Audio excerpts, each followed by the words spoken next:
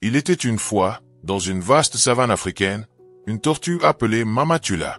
Elle vivait paisiblement au bord d'une rivière, sous un grand baobab.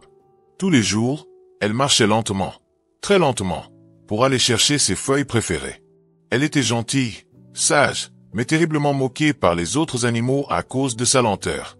Le plus moqueur de tous était Kwezi le lièvre, rapide comme le vent, toujours en train de courir et de sauter partout.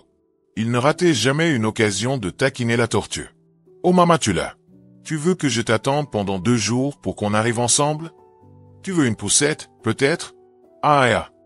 Les autres animaux riaient à gorge déployée. La tortue souriait, mais au fond d'elle, elle en avait assez. Un matin, alors que le soleil se levait doucement sur la savane, Mamatula leva la tête, regarda le lièvre dans les yeux et dit calmement: « Kwezi, je te mets au défi de faire une course avec moi. Demain matin, au champ du coq. » Un silence tomba. Les singes cessèrent de manger leurs bananes.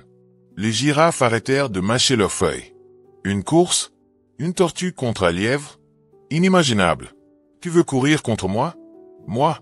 Le plus rapide de la savane? Tu es sérieuse? Dit Kwezi en riant à s'enrouler par terre. Très sérieuse, répondit Mamatula.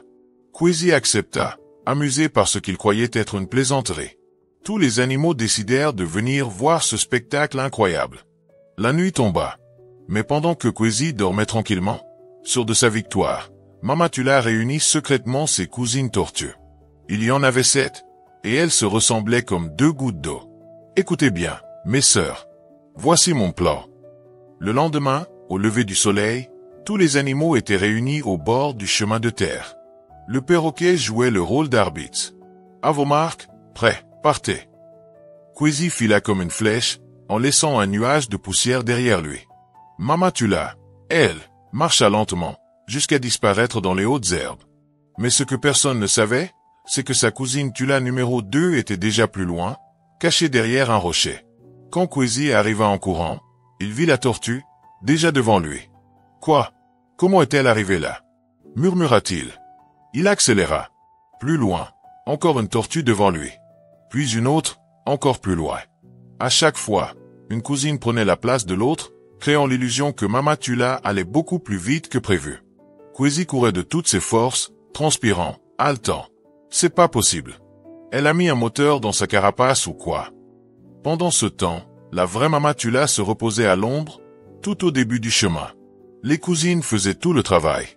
À la fin du parcours, la dernière cousine tortue arriva en marchant tranquillement jusqu'à la ligne d'arrivée. Tous les animaux étaient stupéfaits. Le lièvre, en sueur, arriva juste après elle. « Impossible. Tu as triché !» cria-t-il. Mais Mamatula s'approcha doucement. « Je n'ai jamais dit que je courais seul. Tu m'as sous-estimé, Kwezi. Il y a plus d'une façon de gagner une course. La force ne vaut rien sans la tête. » Les animaux restèrent silencieux. Puis un par un, ils commencèrent à applaudir. Depuis ce jour, plus personne ne se moqua de Mamatula. Le lièvre apprit une grande leçon ce jour-là. La sagesse et la ruse sont parfois plus puissantes que la vitesse. Et Mamatula, la tortue sage, devint une légende dans toute la savane.